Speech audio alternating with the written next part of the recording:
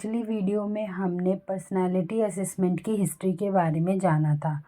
इस वीडियो में हम इस चैप्टर को आगे कंटिन्यू करेंगे। तो इस वीडियो का पहला टॉपिक है द OSS। USA में जब वर्ल्ड वॉर 2 चल रहा था तब इंटेलिजेंस कैपेबिलिटीज़ को इन्हेंस करने के लिए OSS यानी ऑफिस ऑफ स्ट्रेटेजिक सर्वे बनाया गया। ये 1942 में बनाया गया था। विलियम डोनोवन और म्यूरे ने जर्मन असेसमेंट सेंटर का यूज़ किया एप्लीकेंट्स को स्क्रीन करने के लिए, मतलब उनको देखने के लिए। और इस असेसमेंट में 3 चीज़ों पर ध्यान दिया जाता था। पहला, कैंडिडेट्स को उनकी कैपेबिलिटी के हिसाब से लिया जाता था, ना कि ये देख के कि उनमें कोई साइकोलॉजिकल डिसऑर्डर है या नहीं। दूसरा, वो बार बार अपने प्रोसेस को वैलिडिफाई करते थे। तीसरा, 1953 में आइजैक ने यह डेमोन्स्ट्रेट किया था कि 1 घंटे के पेपर और पेंसिल टेस्ट से आधे या 2 दिन के असेसमेंट सेंटर से जो रिज़ल्ट मिलता था, ये टेस्ट उसके ही बराबर था। अब पर्सनैलिटी असेसमेंट के 2 इम्पॉर्टेंट स्टेप देखते हैं। पहला स्टेप है स्पिरिचुएलेट the agendas for personality assessment. इसमें ये एजेंडा होता है कि लोग एक दूसरे से कैसे डिफरेंट है, इन चीज़ों को जानना कि वो किस तरीके से दूसरे पर्सन से अलग है, उनका मतलब एटीट्यूड कैसा है, उनकी इंटेलिजेंस कैसी है, मतलब अलग अलग एस्पेक्ट्स को जानते थे। दूसरा स्टेप है it must be decide as to which aspects of personality one want to measure. मतलब कि हम पर्सनैलिटी की कौन सी चीज़ पर फोकस करना चाहते हैं, मतलब हम किस एस्पेक्ट्स पर रिसर्च करना चाहते हैं, किस एस्पेक्ट्स को मेज़र करना चाहते हैं। फॉर एग्ज़ाम्पल, अगर हम किसी पर्सन की इनसाइड आइडेंटिटी को जानना चाहते हैं कि वो अंदर से कैसा है, तो हम उसकी वैल्यूज़ को मेज़र करेंगे, उसके बारे में जानेंगे।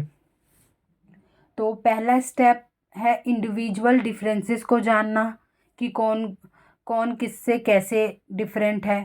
और दूसरा स्टेप्स है कि उन डिफरेंसेस को मेज़र करना।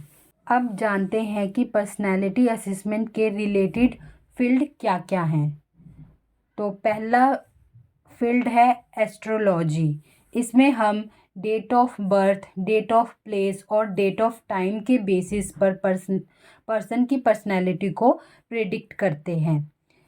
जिस टाइम पर्सन का जन्म होता है उसी टाइम प्लैनेट्स की पोजीशंस निर्धारित होती है और इसी के बेसिस पर पर्सनैलिटी को और पर्सन के फ्यूचर को प्रिडिक्ट किया जाता है। माना जाता है कि स्टार्स और जो खगोलीय पिंड होते हैं ना, जो प्लैनेट्स होते हैं, उन्हें ऑब्ज़र्व किया जाता था और उन्हीं के ऑब्ज़र्वेशन पर हम अर्थ पर होने वाली इवेंट्स को प्रिडिक्ट करते थे। तो इसकी शुरुआत 25 सेंचुरी में मेसोपोटामिया के लोगों ने की थी। सेकंड फील्ड है बायोरिदम। इसमें ये देखा जाता है कि हमारा फिज़िकल, इमोशनल और मेंटल साइकिल कैसे चल रहा है। इसे विलियम फ्लेस ने डेवलप किया था। ये जन्म के टाइम ही फिक्स होते हैं और इसे मॉडिफाई नहीं किया जा सकता। तीसरा फील्ड है प्लमिस्ट्री यानी हस्तरेखा। इसमें हमारी हाथों में जो लकीरें होती हैं उनके बेसिस पर फ्यूचर को प्रेडिक्ट किया जाता है, उस पर्सन के फ्यूचर को प्रेडिक्ट किया जाता है और इसकी शुरुआत चाइना में हुई थी। फोर्थ फील्ड है ह्यूमरल थ्योरी। ये थ्योरी हिप्पोक्रेट्स ने दी थी और हमने इसको पहले भी पढ़ा है कि इन्होंने 4 टाइप्स के फ्लूइड बताए थे जिन्हें इन्होंने ह्यूमर्स बोले थे, बॉडी के ह्यूमर्स बताए थे। हमारे बॉडी में 4 तरह के ह्यूमर्स होते हैं और उन्हीं के बेसिस पर इन्होंने पर्सन की पर्सनैलिटी को प्रिडिक्ट किया था। 5th फील्ड है सोमैटोटाइप। ये भी हम पहले पढ़ चुके हैं कि बॉडी के आकार से हम पर्सन की पर्सनैलिटी को जान सकते हैं। ये सेल्डन ने दी थी। इन्होंने 3 टाइप की बॉडी बताई थी। एक्टोमॉर्फी, जो पतले और लंबे लोग होते हैं, और मेसोमॉर्फ, जो मस्कुलर होते हैं, और तीसरा एंडोमॉर्फ, जो मोटे और छोटे, हाइट में छोटे लोग होते हैं, इस तरीके के। अब जानते हैं इन्फ्लुएंस ऑफ साइकोलॉजिकल असेसमेंट। अब जैसे जैसे पर्सनालिटी के बारे में लोग जान रहे थे, इंडिविजुअल डिफरेंसेस को जान रहे थे, तो लोगों का इंटरेस्ट बढ़ गया था लोगों के बारे में जानने के लिए। तो वो अपनी अलग अलग असेसमेंट तैयार कर रहे थे। इसमें वही बताया गया है कि 19th सेंचुरी के एक famous British scholar sir Francis Galton ने लोगों में डिफरेंस जानने के लिए एक असेसमेंट तैयार किया था, और अमेरिका में इंडिविजुअल डिफरेंसेस को जानने की शुरुआत जेम्स मैककेंटेल ने की थी, और उनका मेन इंटरेस्ट साइकोफिजिक्स, परसेप्शन और रिएक्शन टाइम इन एरियाज पे था।